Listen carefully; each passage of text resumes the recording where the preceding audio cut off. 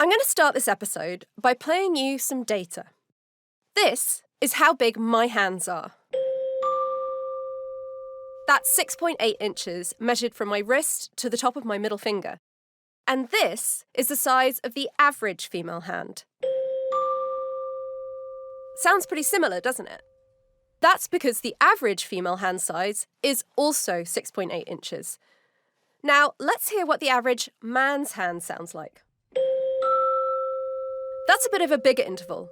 In fact, the average male hand is 7.6 inches, which is almost an inch bigger. And this difference in size is a bit of an issue for women. Because as I explored in my book Invisible Women, the world has been generally designed for male bodies, and that includes male hands, which means that all sorts of things, from hand tools to handles to bottles to smartphones, are just too big for women, which, speaking as a woman, is kind of annoying. So, in this episode, we're going to look at why it matters that the male hand is seen as a neutral, universal hand. And we're going to do that by looking at pianos.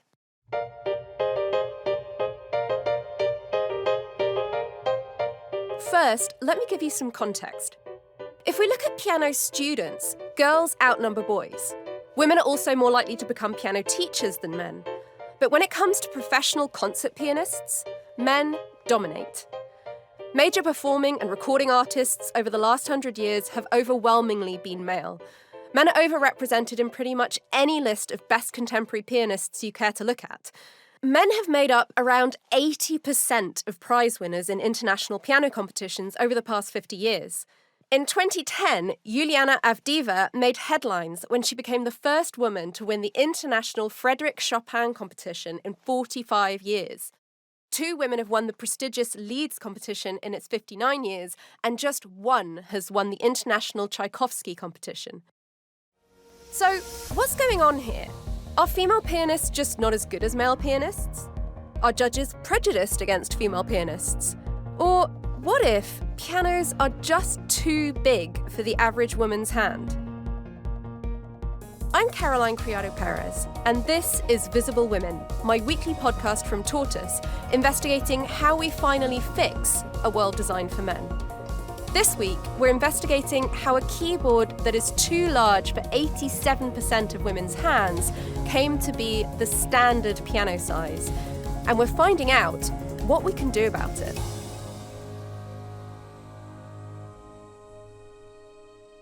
I know that there are much bigger problems facing humanity than whether we have multiple piano sizes, safety, basic healthcare, things like that. But the arts are important too. This is Tiffany Goff. It just seems like such an enormous oversight to leave out more than half of the population from an activity like making music that gives human life so much meaning. That's my big soapbox, my little soapbox. You probably won't be surprised to hear that Tiffany's a musician. I play the piano, I'm a composer, and I teach piano ages 4 to 18. I was a composer with the Cleveland Playhouse for a few seasons, and I scored several of their shows. I first came across her in a YouTube video she recorded in 2013. Suddenly very nervous. Okay. In the video, she walks into someone's house and sits down at their piano. Wait a minute.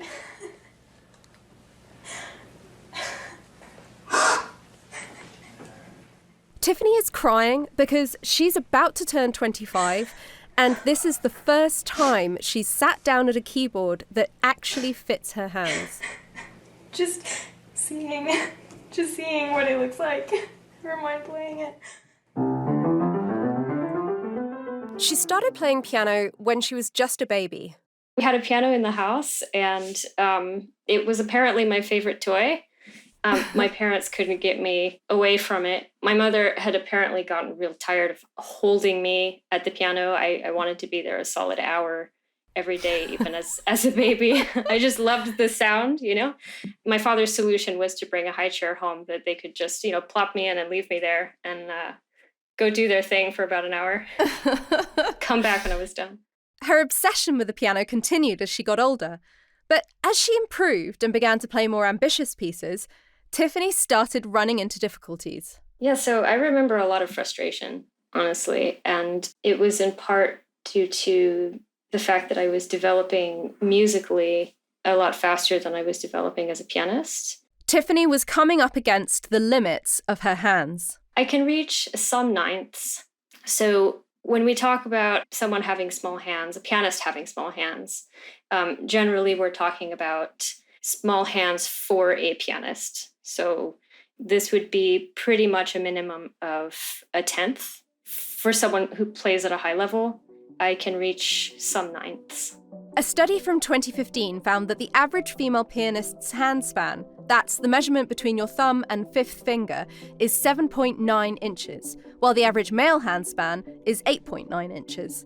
On a standard keyboard, a ninth, that's a stretch of 9 white notes, is also 7.9 inches, as in it's the full hand span of the average female pianist.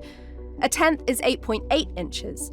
So it's not really surprising that one study found that over 80% of female pianists can barely stretch to a tenth at all, and the same number can't play a ninth without serious discomfort.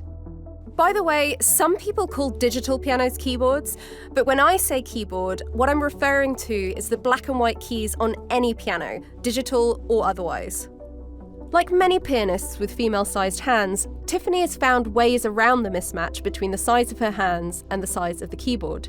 It wasn't something that was talked about a whole lot. It was just sort of taken as a matter of course, by my teachers, that we would need to negotiate the space of the instrument, that we would need to be judicious in the repertoire that we chose, that there would be a lot of fudging and rearranging of notes, maybe dropping a few. You have to come up with some very creative gymnastics for your hands to negotiate certain passages. And that was just how I played.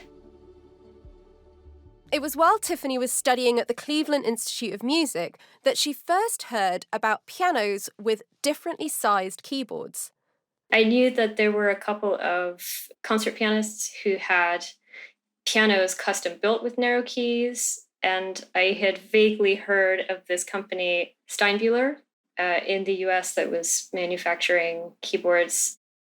Together with pianist Christopher Donison, David Steinbuehler has developed a method for retrofitting acoustic pianos with keyboards that have narrower keys. This is more complicated than it sounds, because when you hit a key on an acoustic piano, the sound is made by a hammer hitting strings. And when you start moving the keys around, they can get out of sync with the strings. So you need to do some clever engineering to make it all work.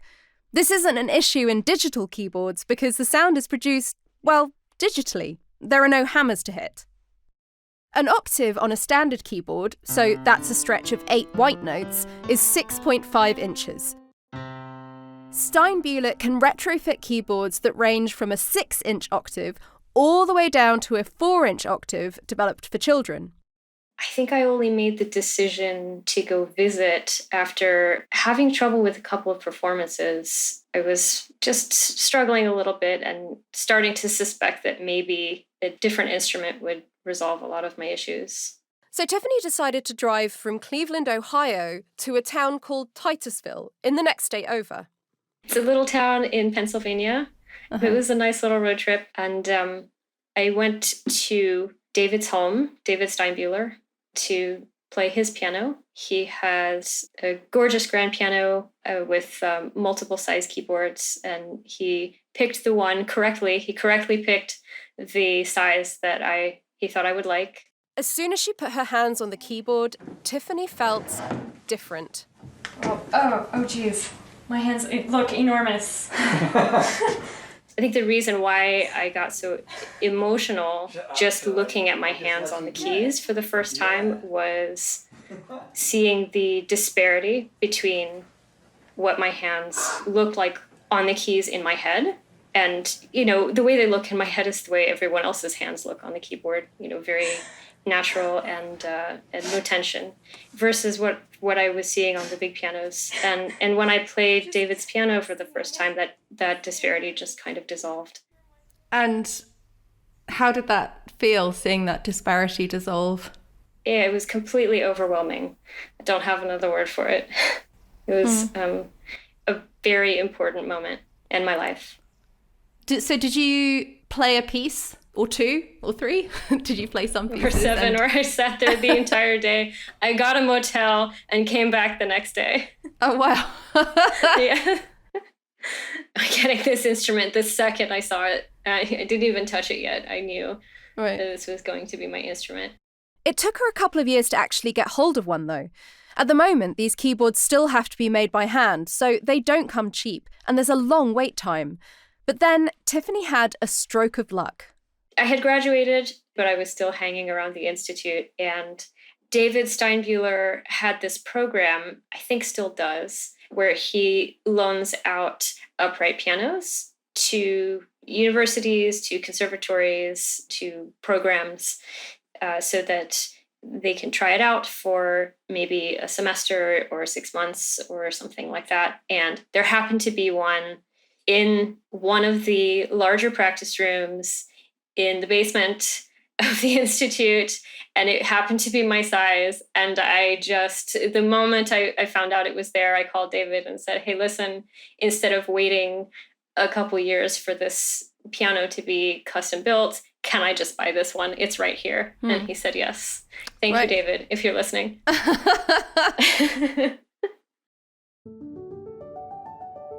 This exchange with Tiffany got me thinking. I only knew about pianos with narrower keyboards from researching my book, Invisible Women. Loads of pianists I've spoken to just have no idea these pianos exist at all.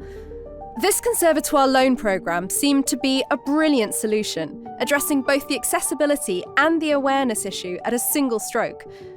I got on the phone with producer Hannah. It was time for a Visible Women intervention.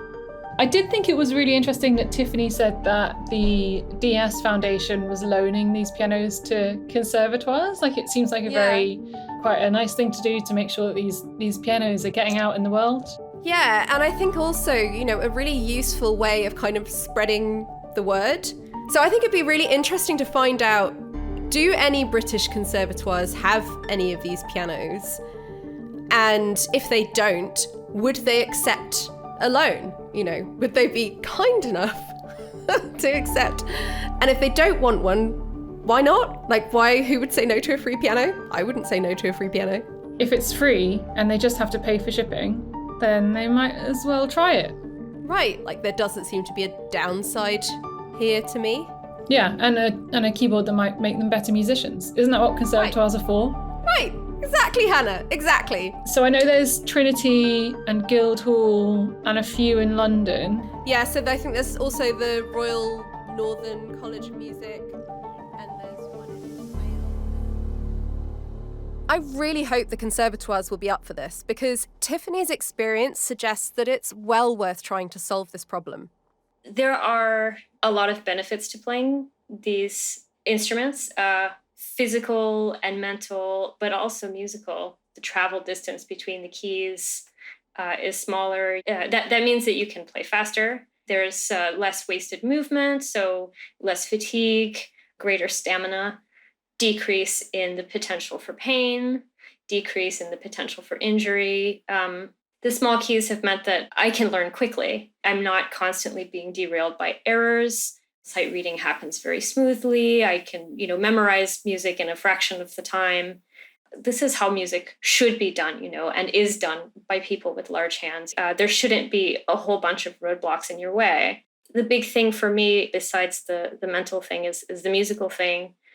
I have a much greater range of repertoire available to me, orders of magnitude greater. But the biggest impact has been on her work as a composer.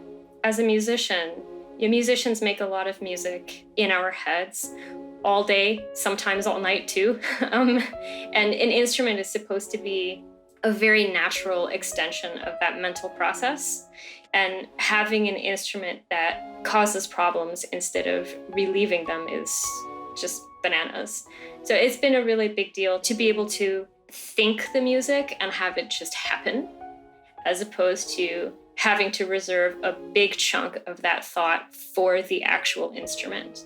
Tiffany still does play on the larger standard keyboard quite often, because that's still the keyboard that's usually available at concert halls and competitions. So how does she find it moving between them?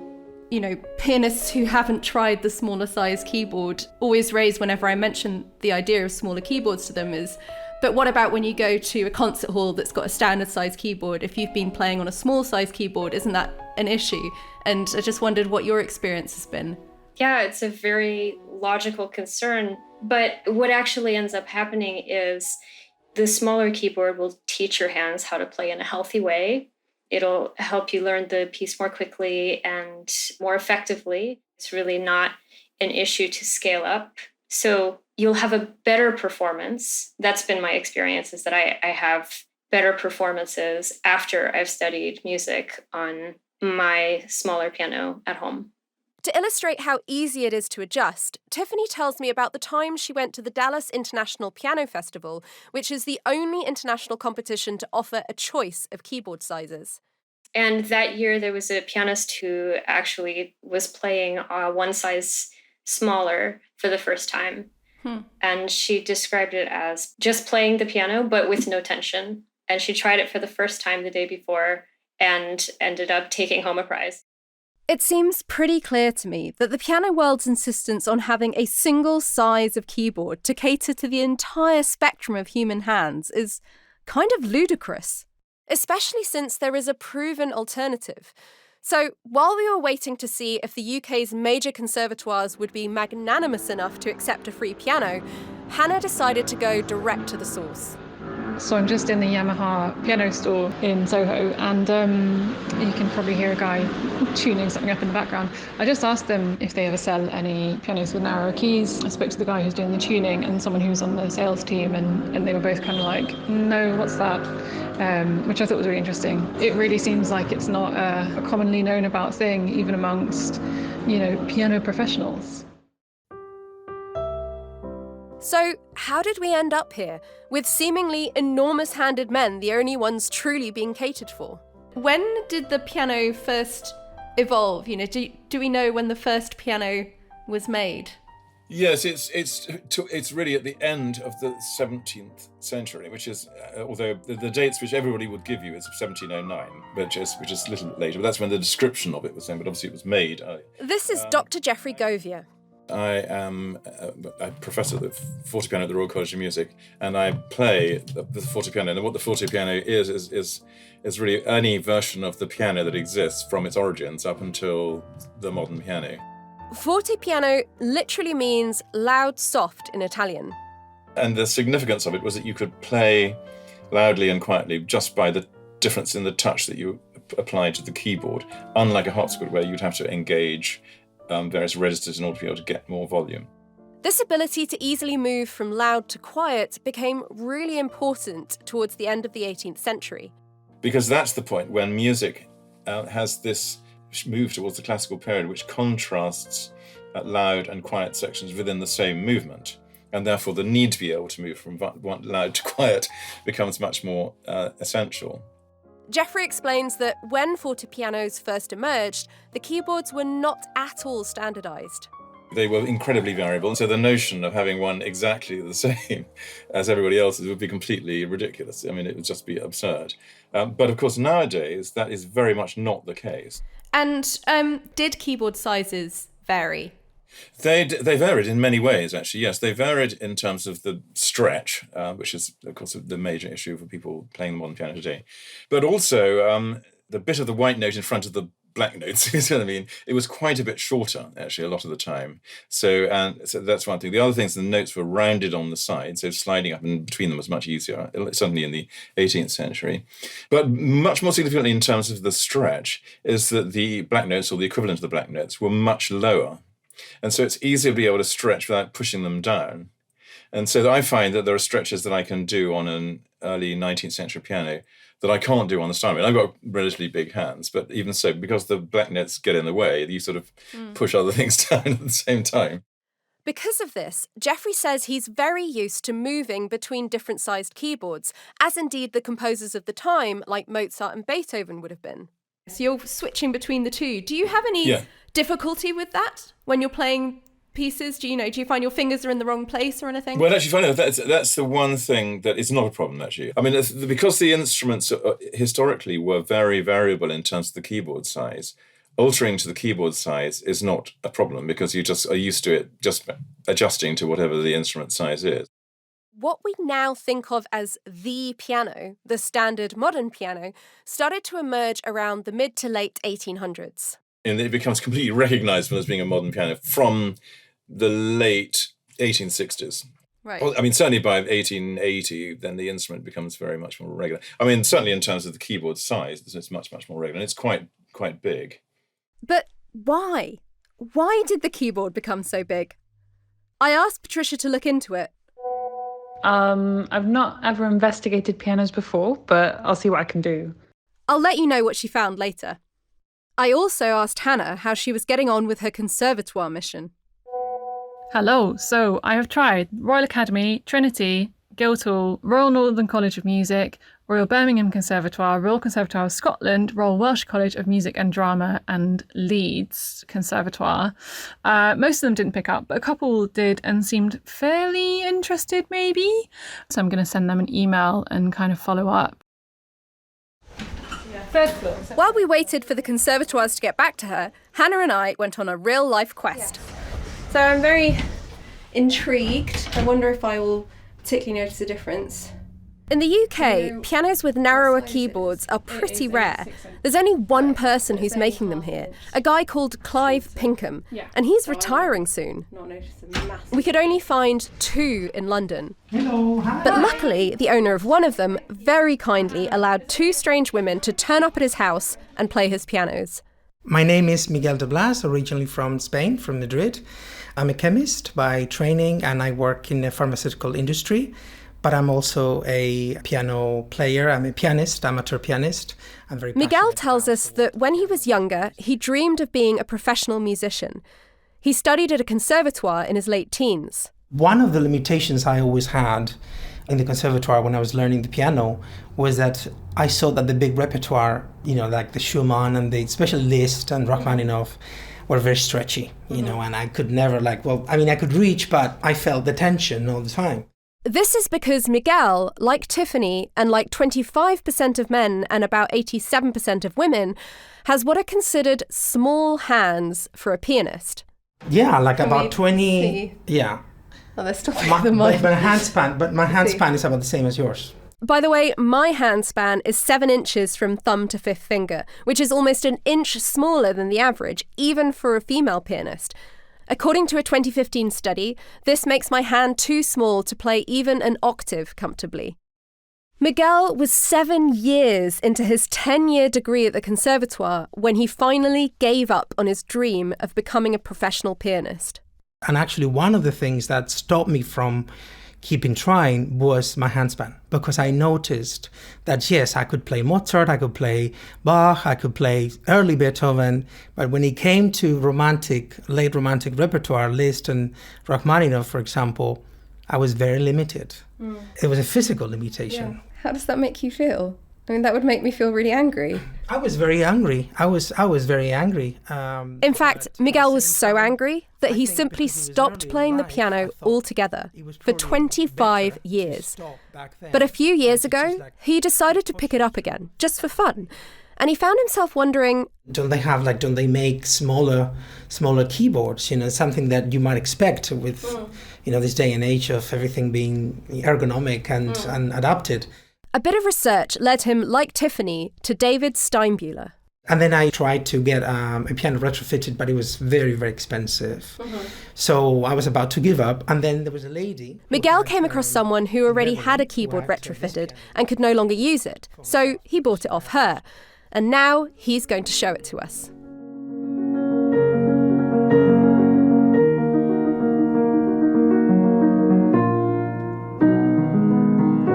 It's been a while.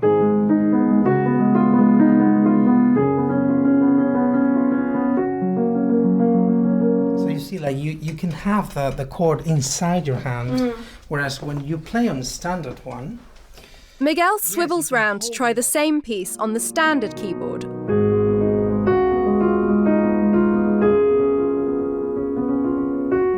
You see missed one of the notes there because it was too stretchy. So yes, you can, with a lot of practice, more than people with bigger hands, you can manage and you can do things, but of course it's going to take you longer, it's going to take you more effort, and you will be more prone to injury because... Inevitably, Hannah made me have a go too. Why don't you try the larger piano first? Okay, so This is Beethoven's Moonlight Sonata. It's one of my favourite pieces. It's also my nemesis. that's really difficult to stretch that. Yeah. I can't actually do it. I can see what you mean because I'm already aching on my forearm. Yeah. I then tried playing the same piece on Miguel's smaller keyboard, which has a 6-inch octave rather than the usual 6.5-inch octave. It is actually much easier Yes. because that normally is really hard. I can do it quite easily.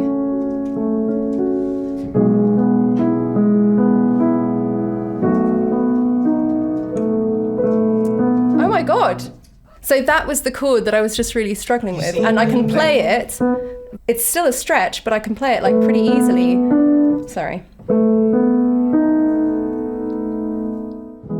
The thing that's so odd about all this is that the so-called standard size keyboard is actually oversized for really the majority of players, whereas the narrower keyboard I've just been playing on is arguably a more universal size. So this is like the happy medium, isn't it? And maybe some concert halls that are huge could offer the oversized keyboard, which is what's currently the standard keyboard, and then a tiny keyboard, which is the 5.5. But actually the 6 is the one that fits most people, irrespective of, not irrespective of hand size, but, the spectrum of hand sizes. I agree. And I think this should be the standard keyboard. I think so, and it's completely feasible from a technical point of view. Like, I decided to check in with Patricia to see how she'd got on with getting to the bottom of how this oversized keyboard came to be the standard size keyboard.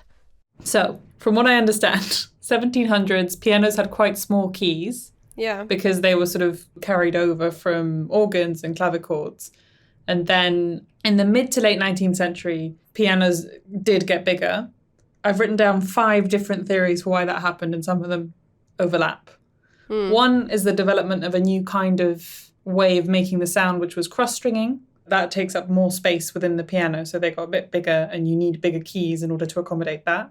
The most important one probably, or the one that feels most realistic to me, is that they needed them to go from domestic piano playing, often meant by women, middle and upper class women in particular, to concert hall piano recitals, which became big at the time. And then when you get to recitals, concert halls, that's all men. Yeah, that's really interesting. So there are theories that that's why the piano's got bigger as well. Most experts kind of aren't sure about that, but I think it's definitely an interesting element of it all. Yeah, I mean, I think that's a pretty compelling argument, right? That if it was mainly men playing and needing to play this big sound, that they catered to them. So that all brings us to Franz Liszt, who's that Hungarian composer. Lots of people have complained to us that they can't play his tunes because of how big his hands were. He's actually credited with being one of the first people, if not the first, to come up with the idea of a modern piano recital, so essentially a piano concert. Yeah. I've read some rumours that he was friends with a lot of piano manufacturers, so he lobbied for having big keys because he had big hands. A few of the experts we've spoken to have said that they think he could have been factored in, but actually you do need a bigger piano at the times at least, you needed a bigger piano to fill the acoustics of a room. So it's not all on him. Other stuff that happened, people getting larger was one theory, so they made bigger keys, not that large, but that was a theory that came up. People or men? I mean, I guess women also got larger, but we're still not as large as the keyboard is, so I'm not sure about that theory. Yeah, I'm not sure about that one either. And then finally, I think all of this, whatever exactly happened, we may not know, but it coincided with industrialization. And so at that point, you need to have a standard size for a piano. So they went from being from wood to being cast iron, which was better acoustically for lots of technical reasons that I will go into, but also because it could be standardized and it could be made. So at some point during all of those overlapping things, it got fixed in as a size. So I think what's interesting about all of this to me is why can't we change it now when we know that smaller keys can work on pianos, when we know that we've got all sorts of solutions to make sure that sound can fill halls. Yeah, and that's that really people interesting. are getting injured and that people are really struggling to play, and that it's limiting people from reaching their full musical potential. We may never get to the bottom of how exactly we ended up with this standard keyboard, but one thing we can be sure of is that it is disadvantaging a lot of pianists. So how can we fix this? Okay. I'm Rhonda from Melbourne, Australia. I coordinate the PASC network. It's an informal network of pianists and others who are interested in change in piano keyboard sizes. Rhonda Boyle has been playing the piano for most of her life. And did you enjoy it straight away? I did. I still remember my teacher was an old lady then, and I would be sitting waiting for my lesson, and there would be another girl there, a bit older than me, who had these really long, beautiful hands, and she'd be playing Debussy's La Cathédrale Angleterre, the Gulf Cathedral, and with big stretches. And my teacher would turn round to me and say, "Well, girlie, you will never be able to play that." So, for decades, Rhonda did simply accept that there were loads of pieces she just would never be able to play. But about 15 years ago, she was doing some research online about tips for pianists with small hands, and she came across David Steinbuehler, the man who makes the narrow keyboards. She knew straight away that she wanted one of these pianos with narrower keys, and eventually she managed to get hold of one. So how did it feel playing the narrower keyboard for the first time? well, quite amazing, obviously. But Rhonda couldn't stop thinking about all the other pianists who could benefit from a narrower keyboard, who probably didn't even know such a thing existed. And so, like all visible women heroines, she started collecting data. And in fact, nearly all the data you've heard in this episode so far has been from her research. That started really 2009 doing research, and that I think I ended up doing 4 different papers. Rhonda took her data to a conference, and there she met a piano teacher called Erica Booker. They decided to team up. She came up to me afterwards and said, "Look, let's work together on this to change the world." It wasn't long before they were roaming Australia armed with a tape measure. Basically, for about 2 years, we were collecting data from wherever we could. Any pianist we'd meet at all these conferences and seminars, or if we'd been out for dinner and you'd meet a pianist, I'd have a tape measure in my handbag and I'd get the data. So we built all that up over a couple of years. Their data confirmed previous findings about the average 1-inch difference between men and women's hands. We found a bit of an ethnic difference too between Asians and Caucasians, about 1/4 of an inch for both males and females. And it was this handspan data that proved that the standard keyboard was simply too big for the vast majority of women, and a sizable chunk of men too. 87% of women generally have hands that are too small for the conventional keyboard, and about 25% of men, which is not insignificant. And that's a fairly conservative benchmark.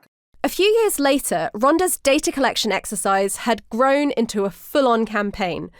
She set up PASC, Pianists for Alternatively Sized Keyboards, together with co-conspirators Erica Booker and Dr. Carol Leone, the chair of piano studies at Meadows School of the Arts in Texas. They soon launched a petition aimed at piano manufacturers.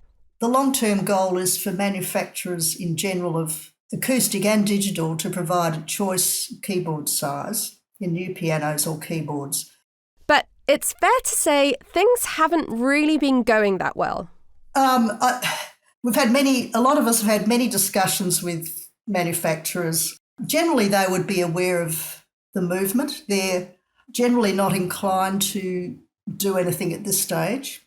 Manufacturers have told Rhonda that they don't make differently sized keyboards because the demand simply isn't there. But Rhonda isn't buying it. And when I spoke to Tiffany about this, she pointed out that they're looking at it all wrong.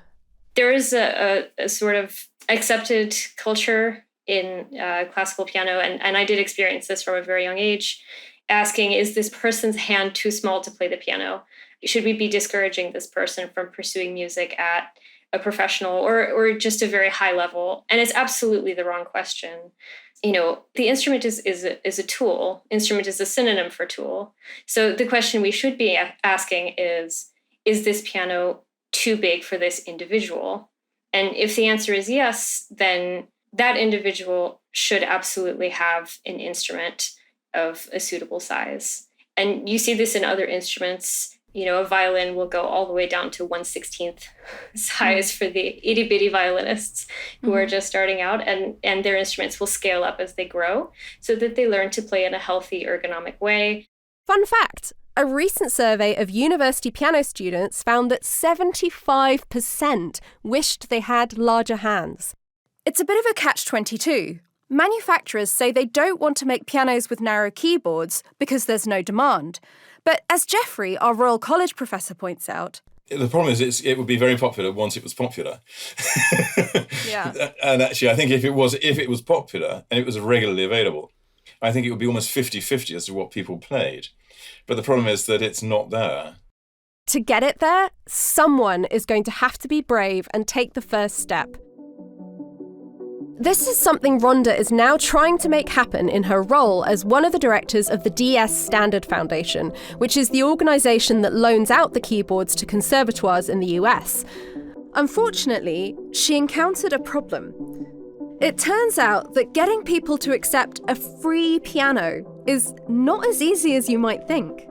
It's actually surprising though. You offer them a free loan of a keyboard for 12 months, after which time we hope they would purchase it, or else Foundation will move it on somewhere else. But there's still resistance within those institutions, and one person might be keen and then others say, oh no, I don't think it's a good idea, because what's the point? Because the students have to play the big keyboard when they leave university. Mm-hmm. Or sometimes the technicians don't like the idea because they think, it compromises the whole piano. It's focusing on the perfect instrument, forgetting about the client.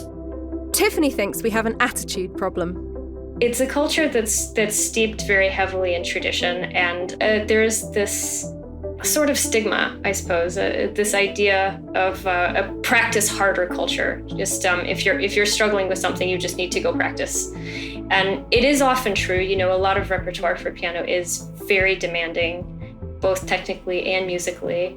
But in a lot of cases, there's just no amount of practice that can make a struggle sound good. And one of those cases is when the instrument is just too massive. The thing that's really stupid about all this, it turns out that actually quite a few well-known male pianists have preferred playing on smaller keyboards. The most famous example is Joseph Hoffman, who had a Steinway piano custom built for him. Steinway never wanted this information to get out, and it's not clear what happened to the piano after Hoffman's death. It's quite possible that it was destroyed. There's a little bit of ambiguity there. Daniel Barenboim currently plays on a Steinway that was custom built for him as well, and the interesting takeaway is that a lot of this has been kept really hush-hush. While we wait for the piano world to admit their forbidden love for narrow keyboards, Rhonda has a cunning plan. Our major focus at the moment is encouraging change from the digital keyboard industry, the kind of other world of what we call the gig pianists, who generally are non-classical pianists who take keyboards with them, and they're probably less concerned about tradition and that sort of thing.